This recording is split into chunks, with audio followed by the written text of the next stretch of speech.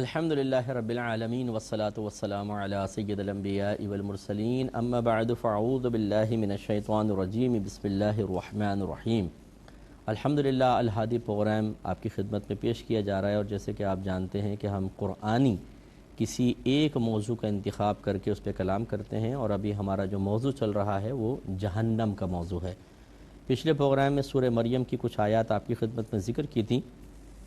آج انشاءاللہ سورۃ الانبیاء کی کچھ آیات ذکر کی جائیں گی کہ جو جہنم میں، جن میں ایسے اسباب ذکر کیے گئے ہیں کہ جو جہنم میں جانے کا سبب بنتے ہیں۔ تو اللہ تعالیٰ نے ارشاد فرمایا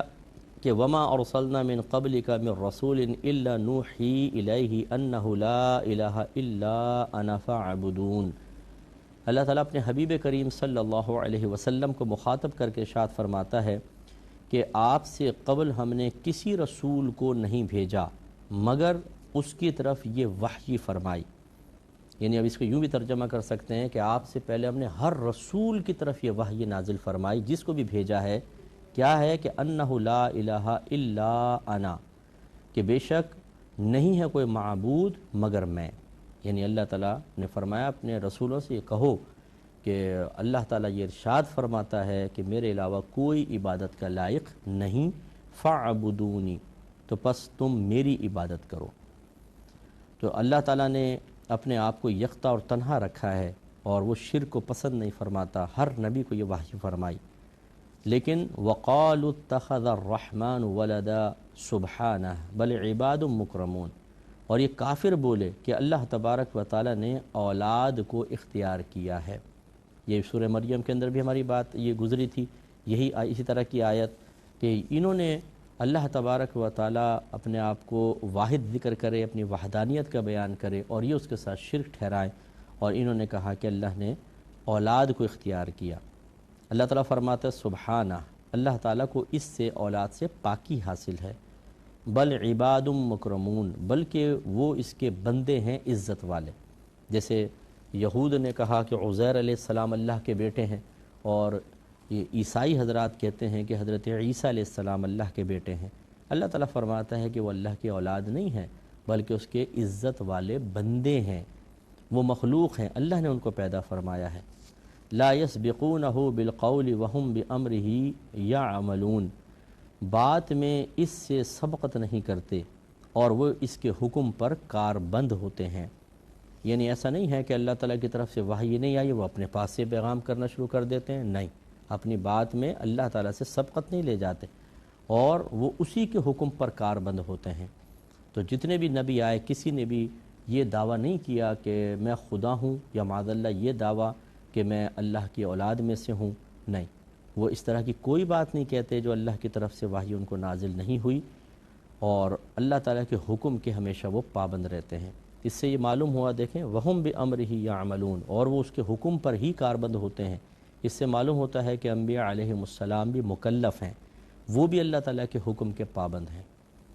اس سے ایک اور نتیجہ نکلتا ہے، وہ ذرا اچھی طرح ذہن میں رکھ لیجئے کہ بعض لوگ دین کی طرف اپنے آپ کو منسوب کر کے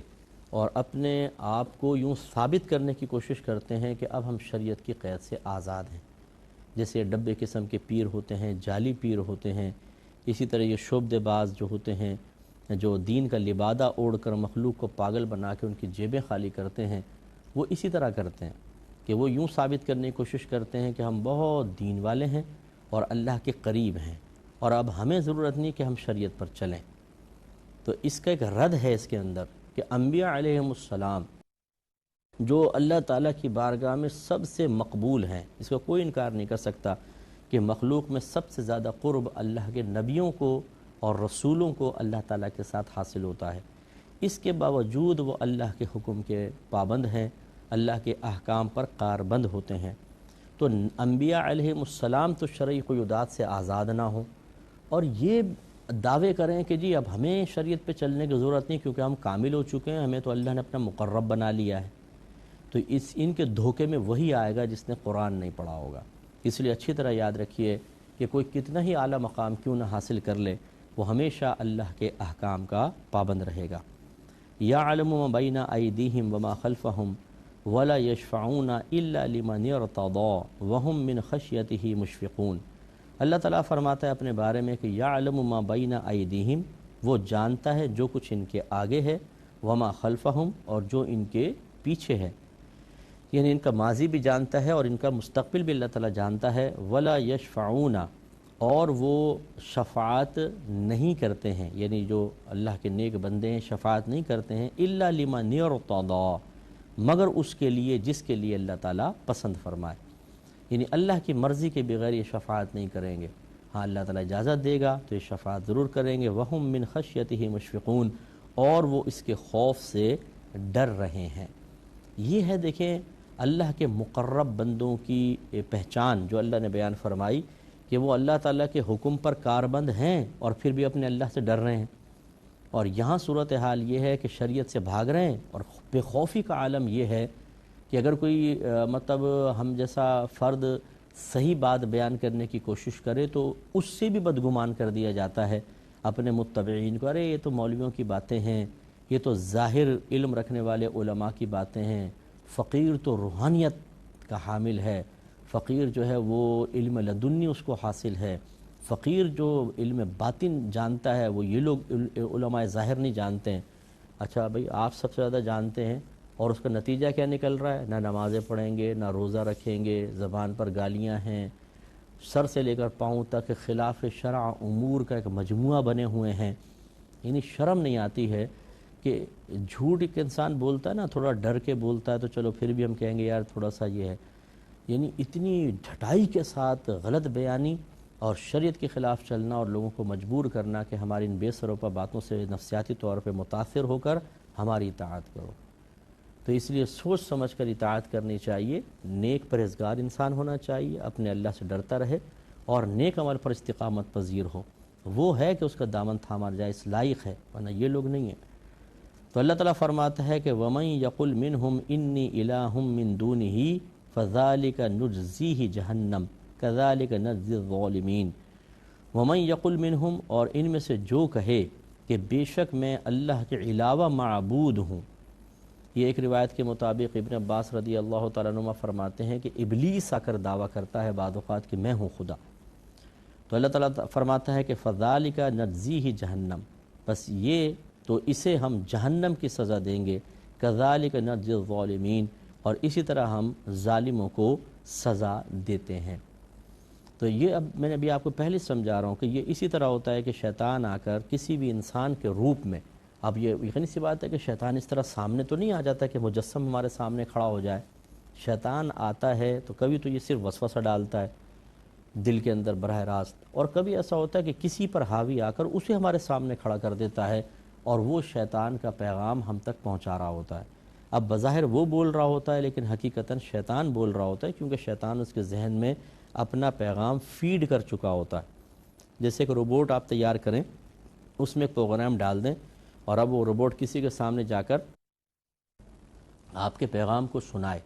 تو اس طرح شیطان بہت سارے لوگوں کو قابو میں کر کے گویا کہ اپنا ایک روبوٹ سا بنا لیتا ہے اور وہ آ کے شیطان کا پیغام سنا رہے ہوتے ہیں۔ تو یہ پہلے بھی بات گزری تھی کہ شیطانی آواز، اللہ تعالیٰ نے فرمایا تھا کہ یہ اپنی آواز سے بہکائے گا، تو وہ شیطانی آواز یہی ہوتی ہے۔ تو اب ان میں کچھ تو ایسے ہوں گے جو خدائی کا دعویٰ کریں گے، جیسے کہ فرعون نے خدائی کا دعویٰ کیا، اور بھی کوئی قیامت کے آنے تک پیدا ہو سکتا ہے کہ جو خدائی کا دعویٰ کرے، لیکن انشاءاللہ اپنے انجام تک پہنچے گا۔ اور اسی طریقے سے کبھی شیطان حاوی آ کے نبوت کا دعویٰ کرواتا ہے، جیسے مسیلمہ کذاب نے نبوت کا دعویٰ کیا اور باقاعدہ صحابہ کرام نے جہاد کیا، اس کو ختم کیا۔ اس طرح بہت سے آ کے نبوت کا دعویٰ کرتے رہیں گے اور یہ گویا کہ شیطان کی بات کہہ رہے ہیں۔ اسی طریقے سے کبھی دیندار کے روپ میں، جیسے یہ جعلی قسم کے جو ہوتے ہیں رہنما بن جاتے ہیں اور شریعت کا مذاق اڑانے والے ہوتے ہیں، لیکن اپنی چکنی چپڑی باتوں سے اور اس کو روحانیت کا نام دے کر سادہ لوگوں کے دلوں پر غالب آ جاتے ہیں اور ان سے اپنے مقاصد پورے کر رہے ہوتے ہیں، اور وہ مقصد کوئی آخرت کی بہتری نہیں ہوتا بلکہ دنیا کی ترقی ہوتا ہے۔ اور یہ ہماری جب تک یہ بے وقوف قوم زندہ ہے ایسے لوگوں کے آستانے آباد رہیں گے۔ تو ہوتا ہی پھر یہی ہے کہ جو عوام الناس ہوتی ہے یہی ان کی حوصلہ افزائی کرتی ہے اور ان کی ان باتوں سے یہ سمجھتی ہے کہ شاید یہ نجات دہندہ فقط یہ ہے، اس کے دامن سے وابستہ ہو جاتے ہیں اور آخرت میں پھنسیں گے، جیسے کہ اللہ تعالیٰ نے بیان فرمایا۔ اس کا مطلب یہ ہوا کہ ہر بزرگی کا دعویٰ کرنے والا حقیقتاً بزرگ نہیں ہوتا ہے، کیونکہ اللہ نے فرمایا شیطان یہ دعویٰ کرتا ہے کہ میں خدا ہوں اللہ کے علاوہ، لیکن فذالک نجزیہ جہنم، بس اسے ہم جہنم کی سزا دیں گے۔ اس لیے بہت اچھی طرح سمجھیے کہ معیار شریعت کا چلے گا، مخلوق کا نہیں چلے گا۔ بعض اوقات ہم معیار بناتے ہیں کسی کے بلند بانگ دعووں کو، کہ جو اپنے بارے میں بڑے بڑے دعوے کرے، میں تو یوں ہوں، میں یوں کر دیتا ہوں، میں نے یہ کیا، میں نے وہ کیا، تو ہم کہتے ہیں یار یہ بزرگ ہے۔ حالانکہ یہ بزرگی کا یہ معیار نہیں ہے کہ اپنے حق میں بڑے بڑے دعوے کرنا۔ یہ تو دیکھیں شیطان بھی دعویٰ کر رہا ہے، اور جہنم اللہ تعالیٰ کہہ رہا ہے، فرما رہا ہے یہ جہنم میں جائے گا، اس کا بدلہ ہم جہنم کے طور پہ دیں گے۔ تو اس کا مطلب یہ ہوا کہ یہ بڑے بڑے دعوے کرنا، اسی طرح ایک مطلب ایسی اپنے ماحول کی حیت بنا لینا کہ آپ وہاں پر آئیں تو آپ کو ایک مذہبی سا ماحول لگے، اور اسی طرح پبلک کا کثرت سے ہونا، یہ کوئی دلیل نہیں ہوتی ہیں۔ اچھی طرح یاد رکھیں، اصل دلیل ہے شریعت پر چلنا، صحیح العقیدہ ہو، اس کا عقیدہ بالکل ٹھیک ہو، اسلامی عقائد سے متصادم نہ ہو، عالم دین ہونا چاہیے، جاہل کی کبھی پیروی نہ کریں، وہ خود بھی تباہ ہوگا، آپ کو تباہ کرے گا۔ یہ میں نے پہلے بھی آپ کو سمجھایا، نبی کریم صلی اللہ علیہ وسلم نے ارشاد فرمایا کہ آخری زمانے میں علم اٹھا لیا جائے گا، پھر فرمایا ایسا نہیں ہوگا کہ سینوں سے علم کو کھینچ لیا جائے، بلکہ علماء جلد جلد فوت ہوں گے اور کوئی ان کی جگہ لینے والا نہیں ہوگا، تو پھر لوگ جاہلوں کو اپنا رہنما بنا لیں گے اور ان سے مسائل دریافت کریں گے، اور وہ غلط بتا کر خود بھی گمراہ ہوں گے اور دوسروں کو گمراہ کریں گے۔ یہ ہے، دیکھیں اب یہ معاملہ کہ مسئلہ یہ ہے کہ ہم اسی طرح معیار بنا کر غلط قسم کا پھر ان سے امیدیں وابستہ رکھتے ہیں، علماء کی طرف نہیں آتے بلکہ جاہلوں کو رہنما بناتے ہیں، پھر جو وہ بولتے ہیں اس پہ عمل کرتے ہیں اور تباہ ہوتے ہیں۔ اس لیے یہ چیزیں بزرگی کا معیار نہیں ہیں۔ بزرگی کا معیار اللہ نے قرآن میں فرمایا اِنَّ اَكْرَمَكُمْ عِنْدَ اللَّهِ أَتْقَاكُمْ، بے شک تم میں سے اللہ کی بارگاہ میں سب سے زیادہ عزت والا وہ ہے جو تم میں زیادہ صاحب تقویٰ ہے، اور تقویٰ بغیر علم کے حاصل نہیں ہو سکتا، کیونکہ تقویٰ کا مطلب ہوتا ہے پرہیز کرنا، بچنا، تو ناجائز امور سے وہی بچے گا جس کو علم ہوگا۔ ذہن کو گندے استعمال سے بچانا، آنکھوں کو، کان کو، زبان کو، ہاتھوں کو، پیروں کو، اپنے ستر کو، اسی طرح حرام مال کمانے سے بچنا، بری صحبت سے بچنا، برے افعال و اعمال سے بچنا، یہ کیسے بچے گا آدمی؟ جب اس کے بارے میں معلومات حاصل ہوں گے۔ ایک صاحب تھے، ان کو دعوت دی گئی کہ جی آپ درس قرآن میں آئیں، تو وہ کہنے لگے کہ جی بیوی بچوں کے لیے کمانا بھی تو عبادت ہے، یعنی ٹائم ہی نہیں ہوتا، بیوی بچوں کے لیے کماتے ہیں۔ تو ان کا دعویٰ یہ تھا کہ بیوی بچوں کے لیے رزق حلال کمانا بھی تو عبادت ہے۔ تو پوچھا یہ گیا کہ رزق حلال کیسے کہتے ہیں، ذرا یہ بتائیے۔ تو تھوڑی دیر سوچتے رہے، پھر کہنے لگے کہ مجھے تو نہیں پتہ، آپ بتائیں۔ تو سمجھانے والے نے سمجھایا کہ رزق حلال آپ کما رہے ہیں اور آپ کہہ رہے ہیں کہ مجھے بتاؤ کہ رزق حلال کیا ہوتا ہے۔ تو یہ ہوتا ہے کم علمی کا نتیجہ، کہ ہم بعض اوقات بڑے بڑے دعوے کر رہے ہوتے ہیں اپنے بارے میں اور مطمئن ہوتے ہیں، لیکن جب اس پہ کویسچن کیا جاتا ہے ہم جواب نہیں دے پاتے۔ اس کا مطلب ہے کہ آپ کو مکمل معرفت حاصل نہیں ہے، اور جب معرفت حاصل نہیں ہے تو آپ کیسے دعویٰ کر سکتے ہیں کہ مجھے یہ شے حاصل ہو گئی؟ مثلا رزق حلال کے بارے میں پتہ نہیں اور آپ کہ میں رزق حلال کما رہا ہوں، کیسے کما رہے ہیں آپ؟ پہلے رزق حلال کی تعریف تو سمجھیں کہ آپ نے وہ شرعی اصول سیکھے ہیں کہ جن اصولوں کو بروئے کار لائیں گے تو رزق حلال ہوتا ہے، اور ان میں سے کسی کو توڑ دیں، قانون توڑ دیں، حد کو پھلانگ جائیں تو آپ کا رزق حرام ہو جاتا ہے۔ جب معلوم ہی نہیں تو آپ کو کیا پتہ کب آپ شریعت کی کے دائرے کو پھلانگ گئے، حدود کو پھلانگ گئے، اور کب اس کے اندر رہ کر آپ رزق حلال کما رہے ہیں۔ یہ ہے بہت امپورٹنٹ چیزیں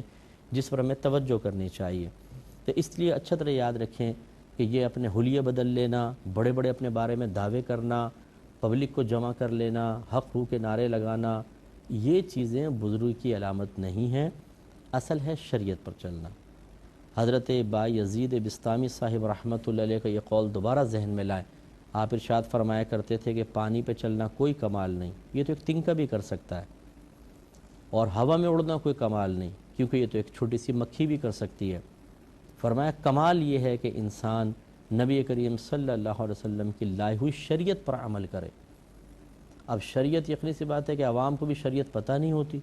سامنے بیٹھے ہوئے شخص کو سمجھتے ہیں کہ یہ شریعت جانتا ہے، اور وہ خود بھی بیچارہ نہیں جانتا، اور وہ دعوے کرتا ہے اور سامنے والا پھنس جاتا ہے۔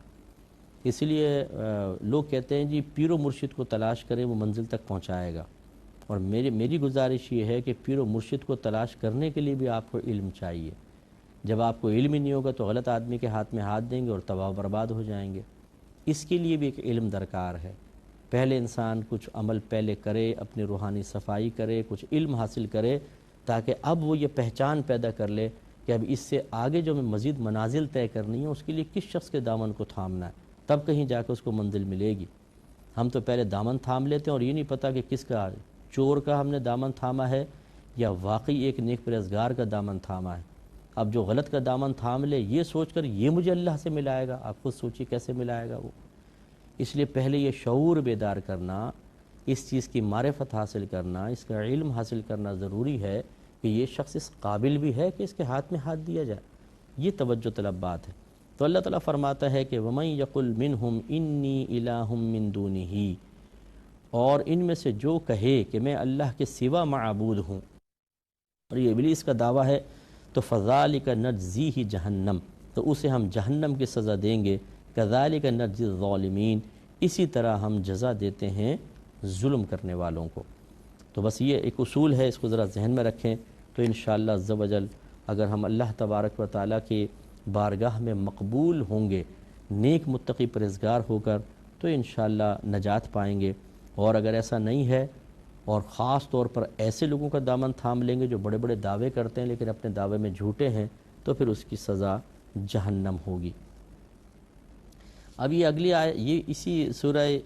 الانبیاء کی آگے آیت ہے۔ اللہ تبارک و تعالی نے 96 آیت میں ارشاد فرمایا، اور اس میں کچھ قیامت کے احوال، اور اس کے بعد پھر اللہ تبارک و تعالی جہنم کا تذکرہ فرما رہا ہے۔ تو انشاءاللہ نیکسٹ پروگرام میں اس کا آغاز کریں گے۔ اللہ تعالی ہمیں سمجھنے، سوچنے اور عمل کرنے کی توفیق عطا فرمائے۔ آمین۔ وآخر دعوانا ان الحمد للہ رب العالمین۔